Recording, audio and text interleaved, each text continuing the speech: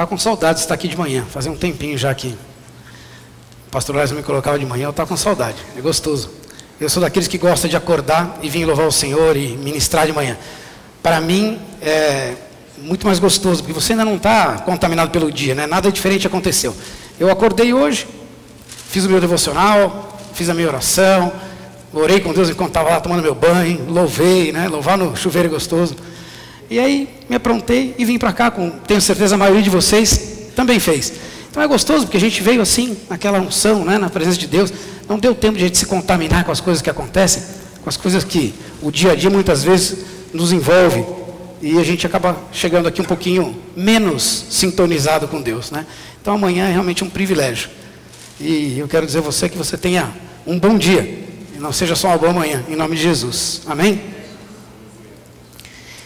Eu queria compartilhar com vocês algo que fala de... Aliás, o título da ministração, né? É Enxergando por Outro Ângulo. Vocês que vão nos assistir através da Comunhão TV, Enxergando por Outro Ângulo. E eu queria fazer uma pergunta a você, e que você também fizesse essa pergunta, a pessoa que está ao seu lado. De que ângulo você tem encarado a adversidade? Pergunte à pessoa que está ao seu lado. De que ângulo você tem encarado a adversidade? Puxa, que maneira de começar o 2013 logo pela manhã, falando em adversidade. Pois é, mas é inevitável que a gente, no nosso dia a dia, não tenha surpresas. Algumas surpresas são boas e outras nem tanto, não é? 2013 mal começou e nós já temos aí um monte de surpresas que aconteceram não só nas nossas vidas, mas no mundo todo. A cada dia a gente vê o noticiário, a cada dia a gente tem conhecimento de um fato, de alguém próximo, e coisas boas acontecem e outras nem tanto, né? Começamos 2013 violento. Veja, por exemplo, essa moça que foi assassinada, uma moça grávida de 9 meses, foi assassinada brutalmente, sem nenhum motivo aparente. Como uma moça de 9 meses pode oferecer reação a alguém durante um assalto. É, no mínimo, um ato de barbaridade, né? Alguém completamente endemoniado e movido por Satanás para roubar uma vida. Então, eu e você vemos essas coisas acontecerem e nós sabemos que nós todos estamos suscetíveis a isso. Não há nada que, a não ser o Senhor, possa nos afastar desse tipo de situação. E o próprio Jesus, ele é bem claro em nos advertir quando ele afirma que neste mundo nós teremos aflições. Nesse mundo nós sofreremos tribulações. O nosso dia a dia não é como alguns pensam, né? Alguns acham que ao vir para Jesus, tudo se torna um mar de rosas. E eu vou viver de vento em popa e nada de contrário, nenhuma adversidade vai acontecer na minha vida.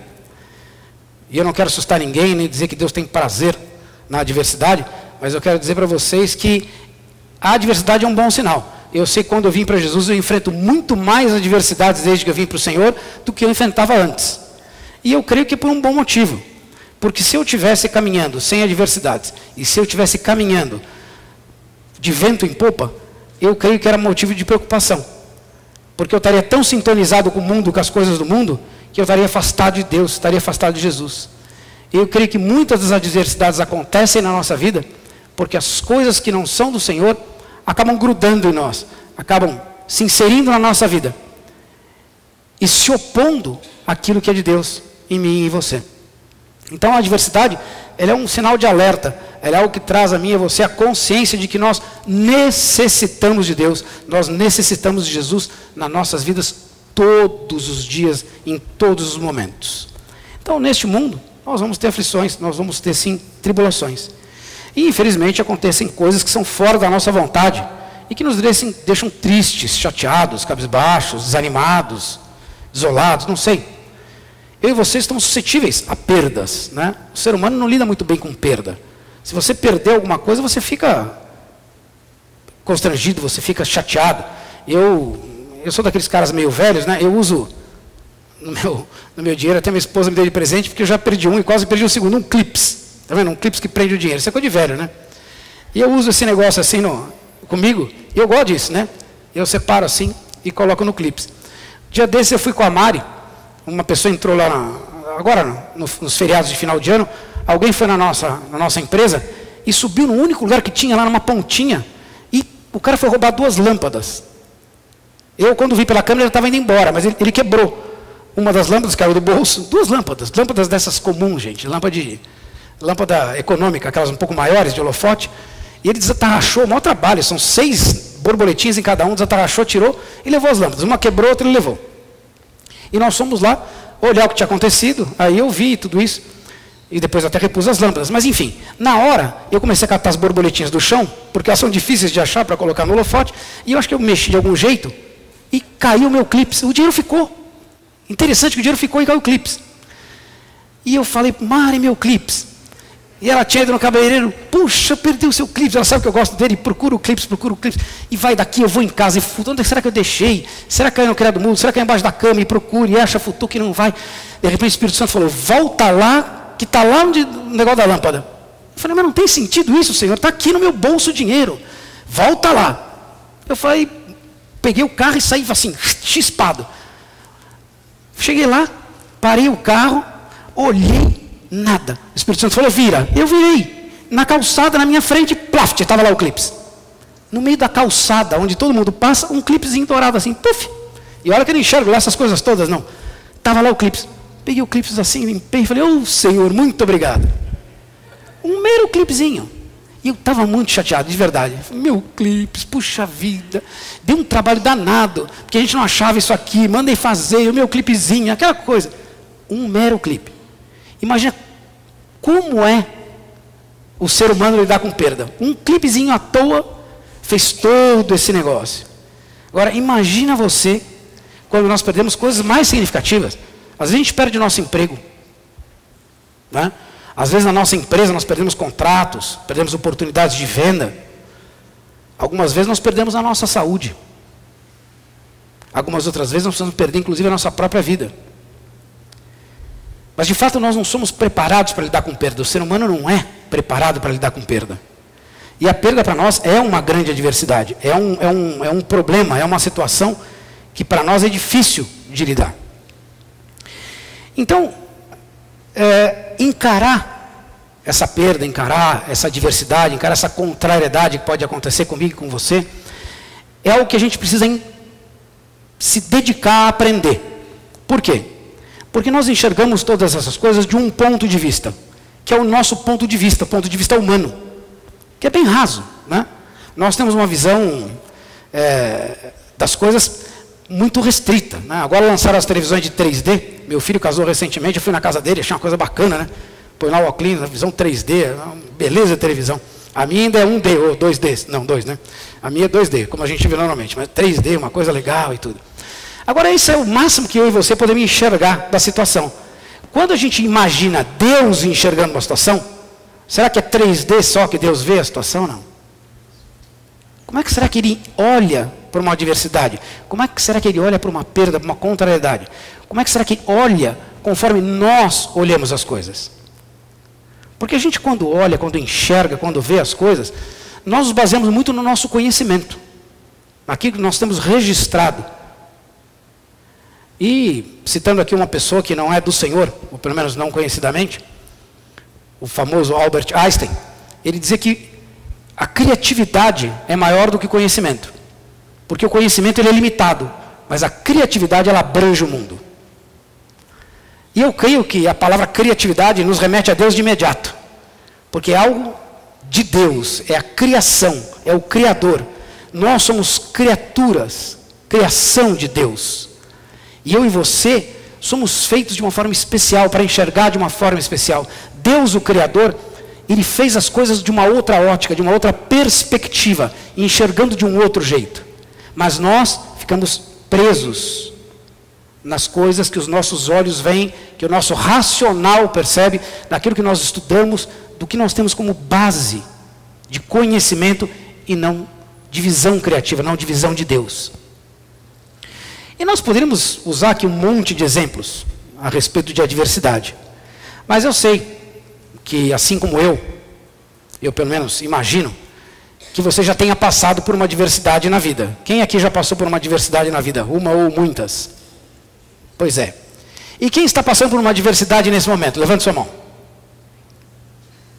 Amém.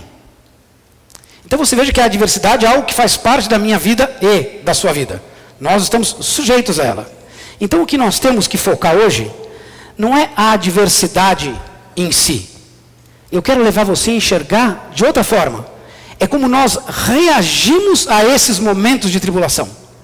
Como é que eu e você reagimos a isso? Como nós nos comportamos diante dessas dificuldades, desses momentos difíceis, dolorosos, aqueles que chegam a tirar o nosso sono, a nossa tranquilidade, tiram a gente do prumo. Neste mundo sofrereis tribulações. Se nós não podemos fugir nem evitar os problemas, as tribulações, então, elas têm que ser encaradas. E elas têm que ser encaradas de frente. Infelizmente, muitas vezes eu e você, nós quando nos deparamos com tribulação, o que nós fazemos é virar de costas para o problema. Vocês já viram isso, não? Está todo mundo meio parado. Deixa eu dar um bom exemplo. Minha mãe, que já é falecida, quando nós éramos criança, e nós íamos para a praia, lá na Praia Grande, e a gente aprontava muito. Outro dia um filho meu me perguntou o que a gente fazia em dia de chuva. Eu falei, a gente fazia bicicross. Isso eu tinha 9 anos de idade, então eu vou fazer 51. A gente aprontava para valer naquele tempo. No tempo do nada, saía. E volta e meia voltavam arrebentado. Só que minha mãe, quando via um de nós arrebentado, ao invés de ela ir em direção da gente socorrer, o que ela fazia? Ela virava de costas e saía gritando, chorando. Isso não resolve nada, resolve?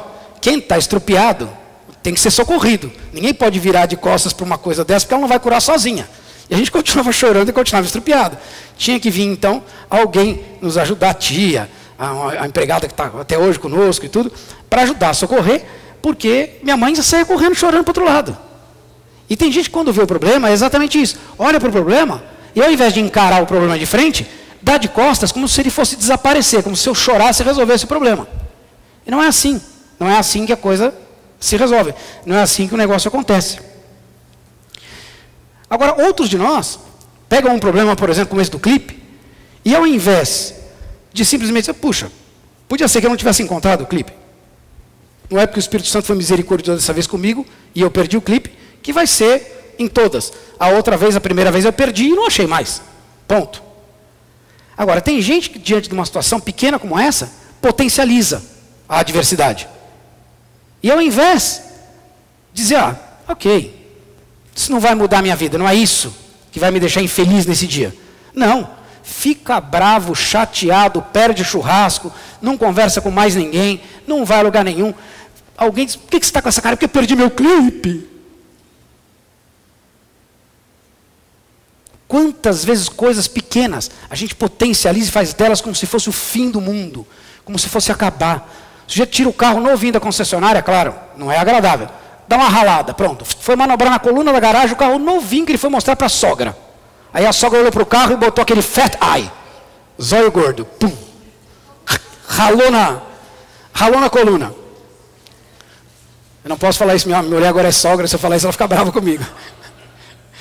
E aí, rala o carro na coluna. O sujeito não tem mais carro novo, já viu isso? Acaba o humor, já xinga todo mundo, chuta o cachorro, acabou o dia, e desdenha o carro, e amaldiçoa tudo. Quem já não passou uma situação parecida? Eu falo de carro porque eu era um escravo total, hoje eu não dou a mínima, a menor. Mas eu era um super escravo. Então muitas vezes nós potencializamos a adversidade, nós potencializamos o problema. Outros fingem que ela não existe. E outros entram em pânico, né? Como a minha mãe, que mais do que virar de costas, entrava em pânico. E tem alguns que, em pânico, ficam morrendo de medo. Chegam a ponto de se esconder do problema. Como se isso resolvesse toda a situação. Então, eu queria convidar você hoje, já que nós introduzimos aqui a ideia, a ler comigo uma passagem que o pastor Ares teve a gentileza de nos ministrar aqui no final do ano. Acho que foi no dia 30 que você ministrou. Vou ministrar? Dia 23. Dia 23, isso. Estamos aqui. Vamos ministrar a mesmíssima passagem, só que por uma outra visão, um outro ângulo. Mateus 14, 22 a 30. Se você quiser abrir comigo, por gentileza. Seu iPad, seu iPhone, sua Bíblia física. Mateus 14, de 22 a 30 nós vamos ler. Um pouquinho mais do que o pastor Ares leu. Diz assim: ordenou Jesus que os discípulos entrassem no barco e fossem adiante para o outro lado, enquanto ele despedia a multidão.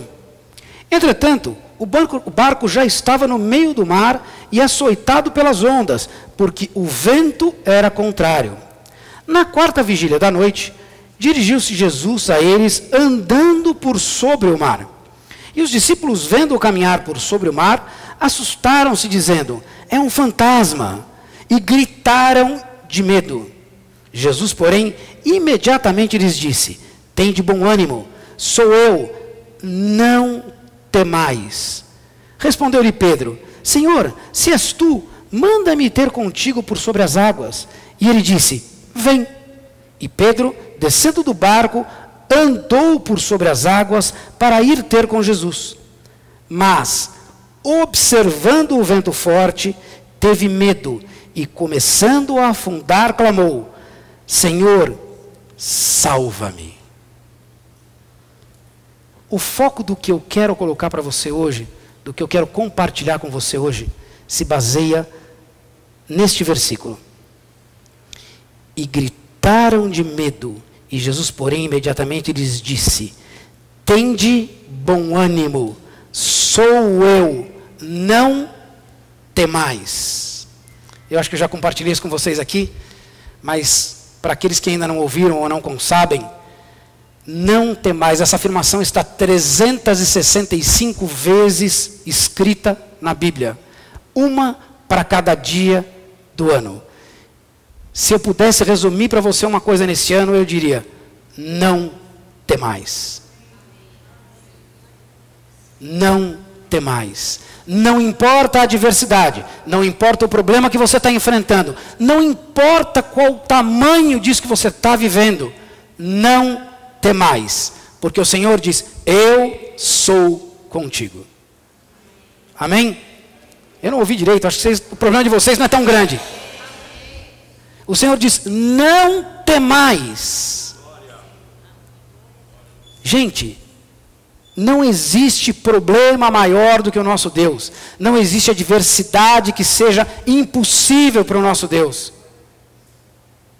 Não há nada acontecendo na sua vida nesse momento exato que não esteja no controle de Deus. Não temais. É interessante aqui, porque essa narração é uma coisa maravilhosa. Nós podemos extrair daqui muitos e muitos princípios. O pastor Alex fez uma ministração fantástica, eu nunca tinha ouvido nesse foco, e ministrou a minha vida.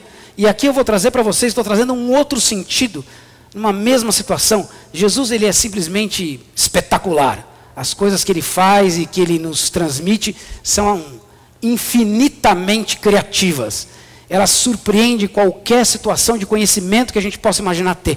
E cada vez que a gente lê, cada vez que o Espírito Santo ministra, aumenta o nosso horizonte, aumenta a nossa percepção da presença de Deus em todas as coisas, o carinho dele para conosco. E eu não sei se você já se imaginou viver nessa situação, mas é uma situação estranha, né? Uma situação complicada. Porque se você se colocar dentro desse barco na tempestade, você vai ver que era um momento difícil, né?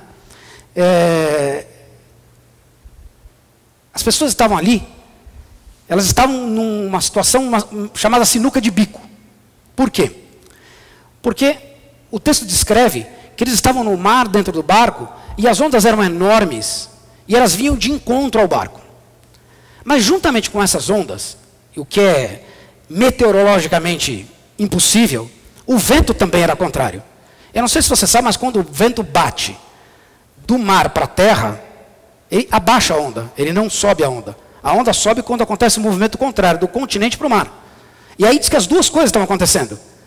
As ondas vinham e o vento também era contrário. Então isso é uma coisa que, se você não se atentou, se atente. Era impossível de acontecer. E para você navegar nessa situação, se torna impraticável. E não estamos falando de gente que não tinha nenhuma noção. A tomar, por exemplo, Pedro, tomar como exemplo Pedro, era um dos pescadores no barco, não era gente que nunca tinha entrado nesse mar. Eles conheciam esse mar porque era o quintal da casa deles. Eles conheciam as condições climáticas perfeitamente, bem melhor que qualquer meteorologista. Eles viviam ali todos os dias. Era o campo deles, era o lugar onde eles andavam, onde eles estavam. Eles eram experimentados em navegação. Só que ele sabe que não tem como vencer essa situação. Se eu for de frente, de proa com o barco, de frente para uma onda, a chance de eu virar é enorme. Em contrapartida, o vento também me afasta. E eu tenho que atravessar. E para atravessar, eu tenho que ficar de lado. E a situação de lado é pior do que a de frente, porque é mais suscetível o barco afundar. Então não tem muita escapatória. Eles estavam numa situação que não tinha, uma sinuca de bico. E eles se viram realmente apavorados. E não estamos falando de apavorados que não conheciam os fatos. Por isso que eu digo que o conhecimento é limitado. Muitas vezes eu e você estamos em situações em que a gente pensa conhecer aquele terreno. Eu já passei por isso. E é o maior engano em que você se mete. Eu já passei por isso. E eu vou no meu conhecimento e digo, eu já passei por isso. A saída é por aqui. Quem já fez isso e quebrou a cara?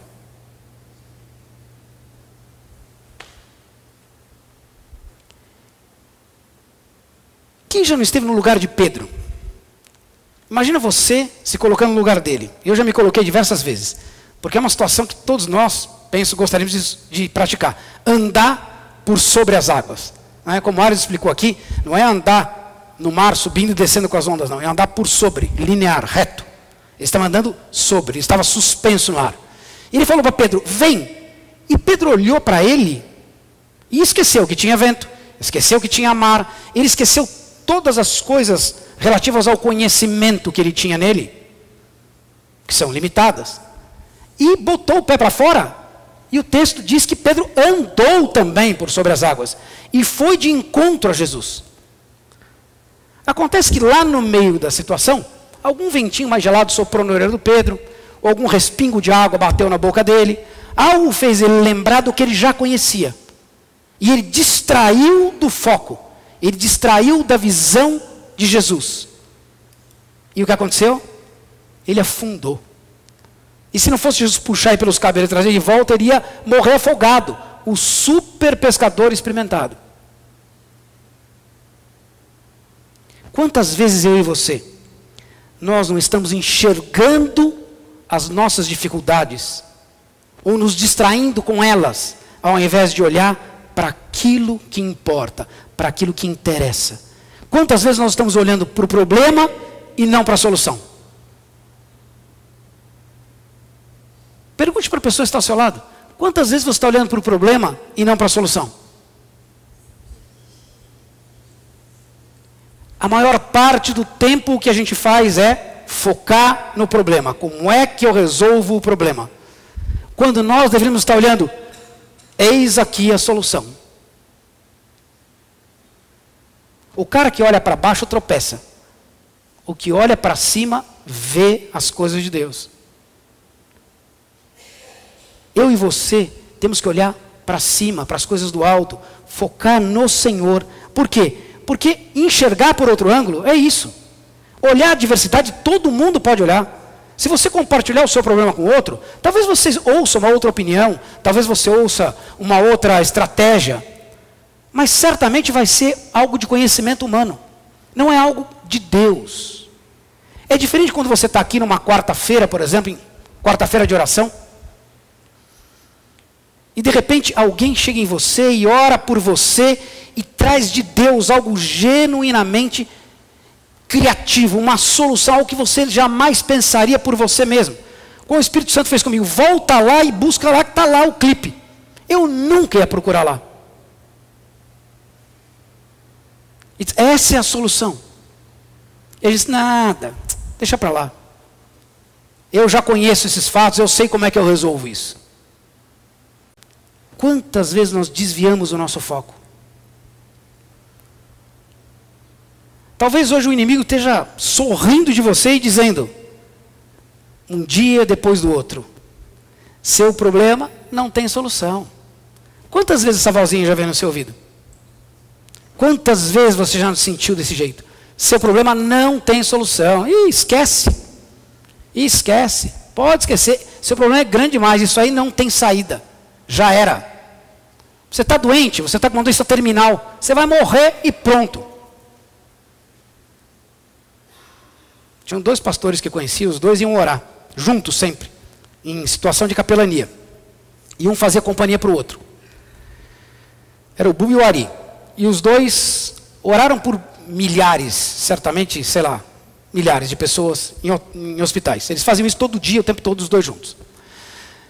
E o Ari orava sempre. Senhor, restaura, Senhor, cura, Senhor, Senhor, Senhor. Mas o Bubi tinha umas situações que dizia, Deus, a situação está muito difícil, Senhor, lembra dele. Leva os teus braços.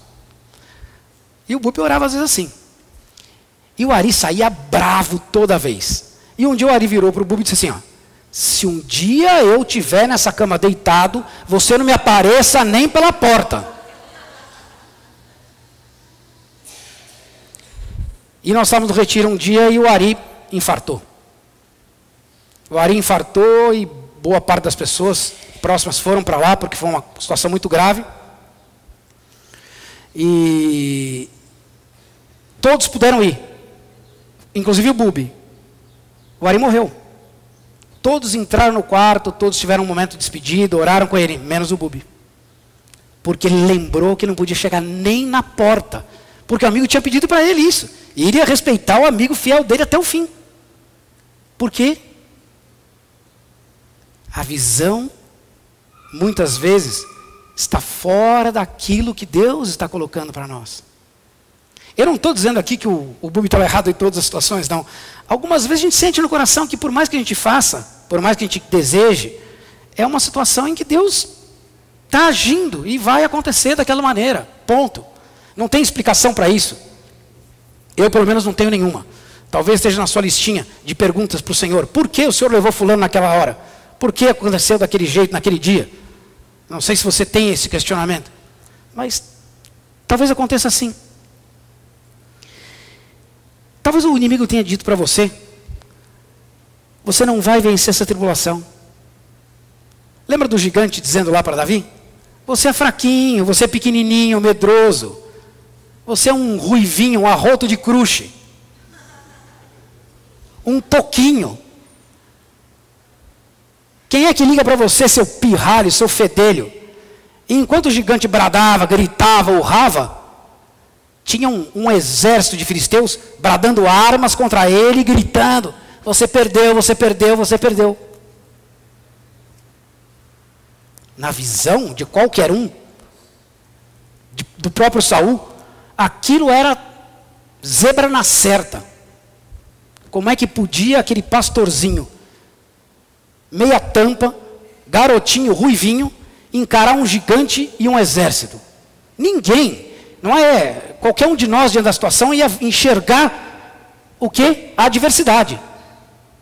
Ele é grande, ele luta, ele já matou milhares, ele tem por trás um exército, ele vai acabar com tudo, ele vai acabar com a sua vida. Ele vai acabar com as suas finanças, ele vai acabar com o seu sossego, vai acabar com a sua paz, com o seu lar, com o seu casamento, ele vai acabar com você. Mas Davi disse, não, eu enxergo de outro jeito, eu enxergo por outro ângulo. Os meus olhos estão no Senhor. Quem ganhou? Uma pedrinha e uma funda. Pedaço de couro com 2 tiras. E lá se foi o gigante. Assim. Não teve arma, não teve nada pesado que se pudesse usar numa batalha como aquela. E um pequenininho ganhou um grandão. Talvez o inimigo diga para você algo que muitos de nós enfrentam. Você é reincidente, você já passou por isso dezenas e dezenas de vezes. E sempre saiu perdendo. Quem já deu trombada na mesma parede várias vezes? Muitas. E quantas vezes o que você ouviu foi isso? Meu caro, como é que você quer que Deus haja? Você faz sempre a mesma coisa. Você age sempre do mesmo jeito. Você não tem jeito. Às vezes a gente diz isso para os nossos filhos. O cara pronta. Outro dia apareceu lá o filho da minha veterinária. Rapaz, o garoto ele é um cruzamento de um terremoto e um furacão. Ele faz coisas assim dantescas. É de tirar o fôlego de um batalhão. E o Giovanni passar de um lado para o outro, pulando, subindo, mas uma coisa assim que não dá para explicar. Não é uma coisa normal, é fora do controle. Como é que uma situação dessa, eu posso entender que um garoto desse vai ser uma bênção, olhando para ele? Eu digo, nunca. Não tem jeito. O cara puxa a língua de cachorro, aí o cachorro corre atrás dele, ele grita e chora, e mais urra, e pula em cima do sofá, e desce não sei aonde. Mas é uma coisa assim de enlouquecer. E aí você dá bronca, você dá bronca, você dá bronca, você dá bronca, você dá bronca, dá bronca. Uma hora você vira para o seu filho, certamente um de nós já escapou isso. Não tem jeito mesmo. Seu infeliz. Seu encapetado. É um capetinha mesmo. É verdade ou é mentira o que eu estou dizendo? Esses são os nossos olhos. Para nós, não tem jeito. Um exército de demônios, nesse momento, está fazendo barulho contra a sua vida. E qual vai ser a sua reação? O nosso ponto hoje é esse. Qual vai ser a sua reação? Você vai ficar escondido chorando? Você vai fingir que não existe? Você vai superlativizar e bancar o coitadinho, entrar em depressão, se enfiar debaixo das cobertas e ficar lá pro resto da vida? Tomar uma caixa de Prozac? Você que gosta do Prozac, aquele House, o seriado, o cara tem um negocinho na máquina de café dele, que eu já falei que preciso botar na minha máquina de café. A good coffee better than Prozac. Ou seja, um bom café é muito melhor que o Prozac. Então toma um bom café que está resolvido. Tome um café com Jesus. Amém? Mas eu e você devemos enxergar por outro ângulo e reagir de uma forma vencedora. Nesse texto de Mateus, e por toda a Bíblia, nós encontramos vários exemplos de tribulação. Muitos e muitos exemplos de dificuldade. Mas nós vemos também muitos exemplos de vitória. Muitas coisas, muitas derrotas iminentes, em que o povo de Deus saiu vitorioso. E por quê? Porque eles olharam para Deus. Porque eles viram a coisa da ótica de Deus. Porque Deus foi o rumo, Deus foi o norte, Deus foi quem deu a direção. E eu queria ver com vocês então, porque apresentar o problema não resolve nada, 3 pontos aqui, 3 princípios, para que a gente possa mudar o nosso ângulo de como nós enxergamos as dificuldades. E o primeiro deles fala assim: os discípulos, somos nós, né? Quem é discípulo de Cristo aqui? Nós que seguimos a Jesus, nós devemos ouvir e obedecer o seu comando. Todo mundo fez assim, né? Jesus chegou para as pessoas lá, naquele momento, para os discípulos, e disse assim: por gentileza, os que concordarem comigo, entrem no barco. Por favor, olha, eu vou segurar o barco, entrem todos. Ah, a gente vai. Não, mas eu não quero. Ah, vai, por favor, por mim, vai, vai. Foi o que ele fez? O texto diz: entrem no barco e atravessem para o outro lado. Foi ordem, foi imperativo. Faça. É duro para o ser humano esse discurso, não é? Quando Deus fala para você, faça, aí você diz, não faço, não faço, não faço. Se for o Ares que disser, então você faz, não faço, não faço, não faço.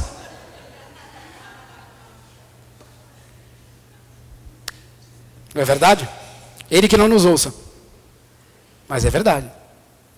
Como é duro para nós vencer essa dificuldade. Ouvir de Deus e obedecer. Mas é para atravessar. Mas o mar está ruim, mas o vento está contrário, mas é muito longe, mas eu estou cansado, mas é de noite. Mas, e na condicional você sucumbe. Mas, e essas pessoas ouviram e obedeceram imediatamente e incondicionalmente. Então o primeiro princípio que nós precisamos aprender, quando Deus diz faça, por mais absurdo, por mais descabido, por mais irracional que te pareça, faça. Por quê? Porque o conhecimento é limitado, mas a criatividade, ela abrange o mundo. Eu e você somos criaturas de Deus, e Deus, Ele age de forma criativa, Ele é criativo. Se você olhar a própria natureza, que coisa mais criativa que uma girafa? Bicho esquisito, com um pescoço enorme. Que coisa mais criativa do que eu e você? Somos completamente diferentes uns dos outros, de aparência, de personalidade. Que coisa mais criativa do que um mesmo texto ensinando princípios e princípios sem fim? Deus diz, faça. A primeira atitude para vencer as tribulações e as dificuldades é ouvir a voz de Deus e obedecer incondicionalmente o seu comando. Nada de ficar racionalizando, nem conferindo se há possibilidade ou probabilidade das estratégias de Deus funcionarem. Porque elas funcionam. Uma funda vence um gigante, 7 voltinhas derrubam uma muralha, trombeta vence batalha. Nada disso tem lógica. Nada disso faz sentido humanamente para mim e para você. Mas todas essas coisas são somente algumas pequenas coisas. Fazem a diferença. O sujeito é cego e vem diante de Jesus. Senhor, me cura, eu sou cego. Ele dá uma cusparada no chão.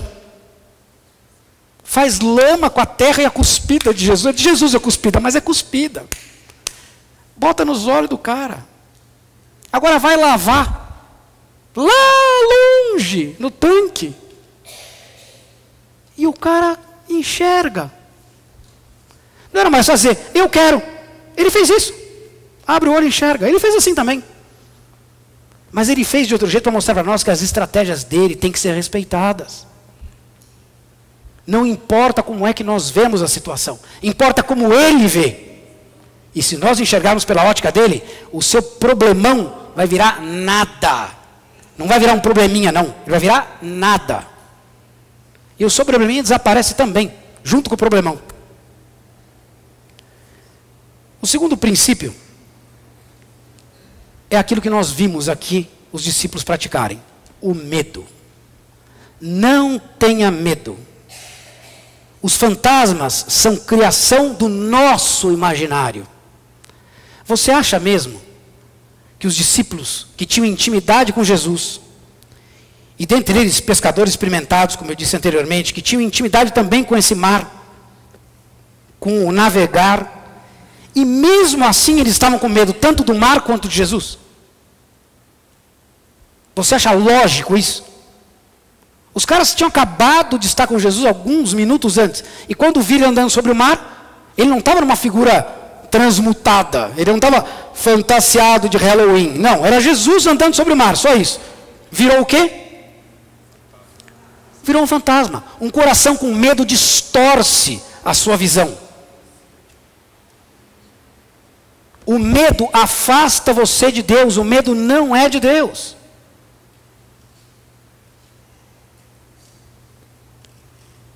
Ele traz sobre nós um espírito de derrota. Eu lembro que eu lutava judô quando era pequenininho, com 7 anos, e na minha faixa estava escrito em japonês: aquele que teme perder já está vencido. É uma verdade. Se você tem medo da derrota diante da sua tribulação, desiste. Desiste. Medo não é de Deus. O mundo de Deus é para corajosos. Pega a tua cruz e me segue. Isso é coragem. E eu e você precisamos ser corajosos. Portanto, a segunda atitude vencedora é: tenha fé em Deus. Não se estribe, não confie no seu conhecimento e nas suas próprias experiências. Ore para Jesus e não para o fantasma. Ore para Jesus e não ore para o tempo, nem para a tempestade, nem para o mar, nem para os ventos. olhe para Jesus, porque Ele é a solução. E o terceiro e último princípio que eu quero passar para você é o seguinte: as dificuldades não são maiores do que o nosso Deus. Ele é o Deus que caminha sobre o mar. Existe uma canção que diz que se o mar não se abrir, ele faz o quê? Ele atravessa por sobre as águas, não é assim? E ele diz isso para mim e para você. Se o mar não se abrir diante de você, segundo a ordem que você sujeitar ao mar, se ele não sujeitar você, você sujeita o mar, ande sobre ele. As ações e o poder de Deus não se limitam à nossa visão humana dos fatos. Muitas vezes a gente acha que o problema é grande demais para Deus. Ou então, pior, pequeno demais e não queremos incomodar Deus com esse probleminha. Para Deus o problema não tem tamanho. Aliás, ele não tem problema, ele só tem solução.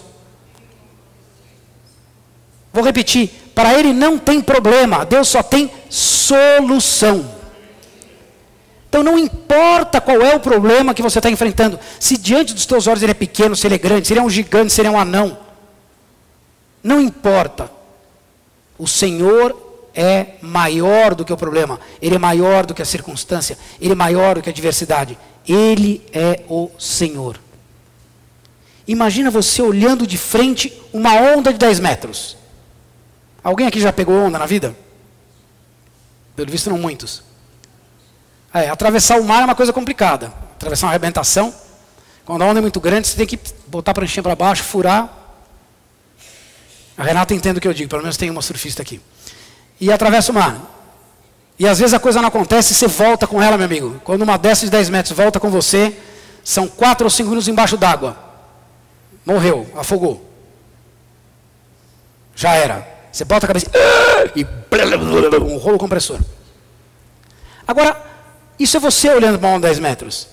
Imagina Jesus olhando para uma onda de 10 metros. É daqui para lá, ó. É nada. Você já viu ondas enormes lá de cima do alto? De um avião?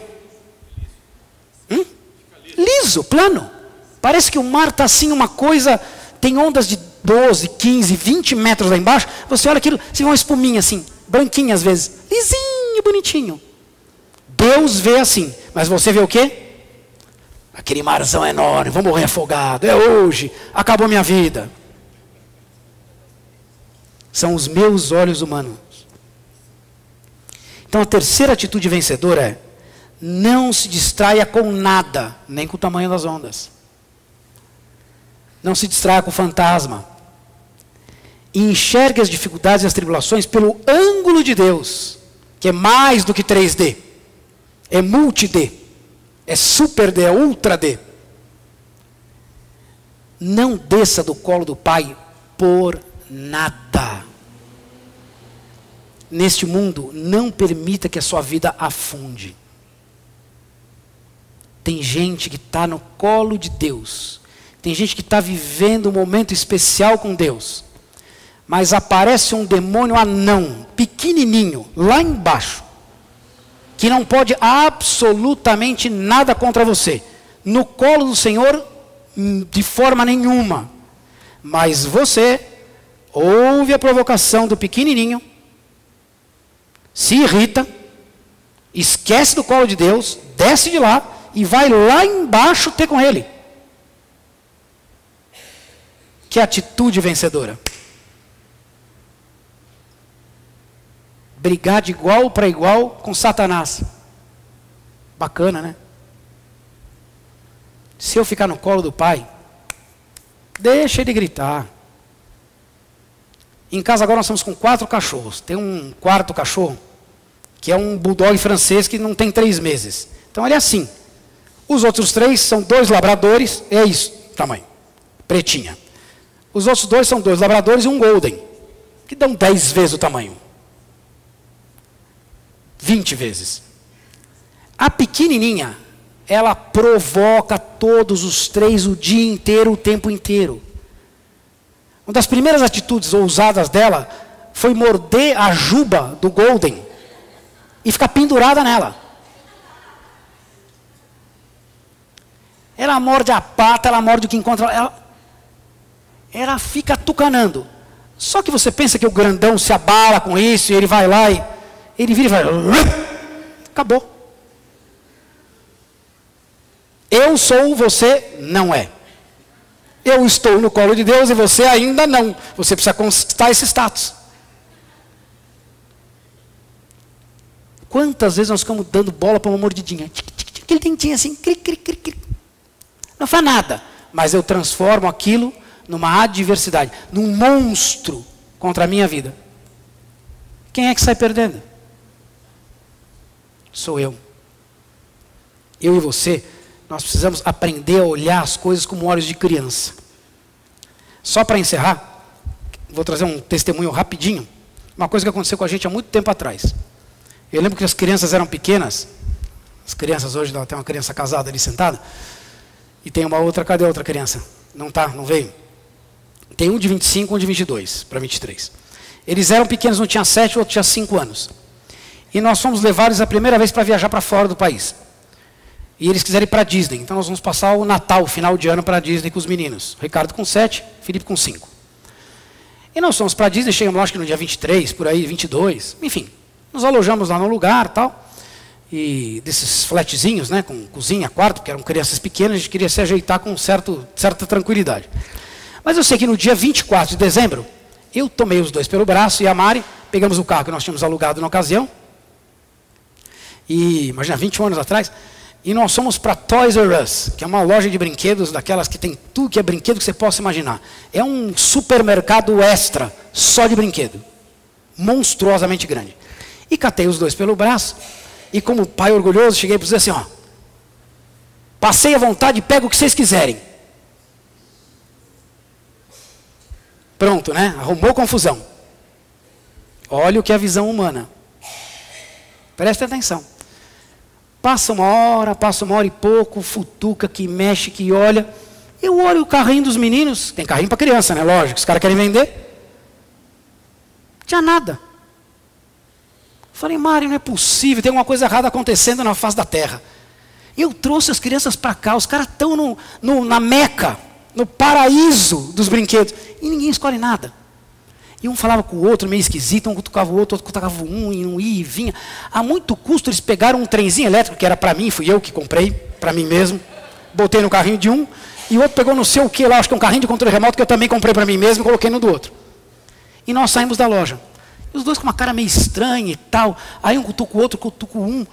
Aí o Felipe virou assim, mãe, eu quero ir no seu colo. Eu falei, xiii, o que aconteceu na loja? Algum bicho picou esses caras. O Felipe não era no colo de ninguém quando era pequeno, ele era todo o senhor da situação. Aí o Ricardinho veio comigo, pequenininho, sentou na frente, era um Ford Taurus com estofamento vermelho. O Ricardo sentou na frente, vestiu o cinto nele. A Mari sentou atrás com o Felipe e falou, minha barriga está doendo, minha barriga está doendo, minha barriga está doendo. Botamos a Mari sentada no meio e o Felipe sentado no colo. Afivelamos os dois. Eu andei 2 quadras, o Felipe fez... Blá! Tinha vómito. Nas minhas costas, na do Ricardinho, na cara da Mari, na Mari inteira e o Felipe inteiro. Nós chegamos até o hotel, tudo assim, ó. Tem fotografia, os caras duros, assim, duro. Mas ele vomitou. Ele tinha comido uns 4 ou 5 sorvetes do Mickey na Disney no dia anterior, ou naquele dia. E bebido água super colorada, porque a água deles é mais colorada que a nossa, de bebedouro. O cara enjoou e vomitou e... Eu e a Mari, tá vendo? Não deu nada certo, nem a Disney, nem o sorvete, nada deu certo. E a visão humana de que nós tínhamos proporcionado melhor para eles, tinha ido tudo por terra. Acabou. Bom, nós vamos continuar a viagem. E o carro estava impraticável, tinha vômito por todos os lados, teto, assento, chão, todo lugar. Eu liguei para a locadora na esperança de que houvesse um plantão. E havia, no aeroporto. A mulher disse, olha, o senhor vem aqui dia 25, por favor, e nós vamos providenciar para o senhor ver o que é possível fazer. Mas ela foi bem americana, bem, não é assim, boazinha que eu estou dizendo, não. Eu falei, estou preparado para chegar lá, pagar uma super taxa de lavagem, vai lavar o carro vai ficar fedendo. Eu fui cheio de tribulações, e tribulando e potencializando. Aí chegamos lá, paramos. Quem me atende? Uma mulher super solícita, simpática, que logo depois eu fui saber, era gerente geral. Porque como todo bom funcionário, faltou no dia 25, a gerentona estava lá trabalhando no balcão para cobrir o buraco do funcionário. E me atendeu super bem, e eu contei a história, cheio de medo do que ia acontecer. Imagina, aconteceu isso com meus filhos nas férias passadas. Deixa eu te contar, e falou, e bateu papo. Uma americana. E super simpática, e demos risada, e falou, peraí, o senhor espera 10 minutos, estou providenciando outro carro para o senhor, e fulano, blá, blá, blá, blá, blá, blá. A mulher mandou um outro carro, que era, não lembro qual era, melhor ainda, 0, nunca tinha sido usado, 0 quilômetro. E eu me lembro que naquele tempo o telefonia celular era inexistente. E o nosso carro tinha um telefone celular com um fio. E eu disse, olha, tem um monte de minutos aí para você falar com o seu país, é Brasil, estou acreditando aqui, para você falar à vontade, aí você usufruir com seus filhos das suas férias. Tenha boas férias, boas festas, e Deus te abençoe, piriri, parará. Entramos no carro, os meninos ganharam a Toys R Us. Eles acharam que aquele carro era deles. O carro era 0 e tinha telefone. E eles ficaram felizes, pulando como se tivesse ganhado o maior brinquedo do mundo. Mas a minha visão e a da Mari qual era? A viagem acabou, eles não quiseram o brinquedo, o outro vomitou, estragou o carro, acabou com tudo. A criança não. Tinha lá um carro novo que não era nem deles, eles acharam que era deles. Tinha lá um telefone que não sabiam nem com quem falar, mas arrumaram com quem falar e falaram. E foi mais interessante brincar no telefone do que o brinquedo da loja fabulosa, que todos, como eu, acharam que eles iam pegar todos os brinquedos da loja, né? O que eu quero dizer com isso? É que a nossa visão, os nossos planos, as coisas de Deus, aquelas que estão reservadas para mim e para você, os nossos olhos não viram, o nosso coração não sentiu e nem sabe, o nosso intelecto nem pode racionalizar. Mas se eu e você ficarmos focados na adversidade, no vômito, no carro, no estraga a viagem, meu amigo, perdeu tudo. Portanto, só para que a gente conclua isso, a nossa visão é vencedora. Nós servimos aquele que é mais do que vencedor.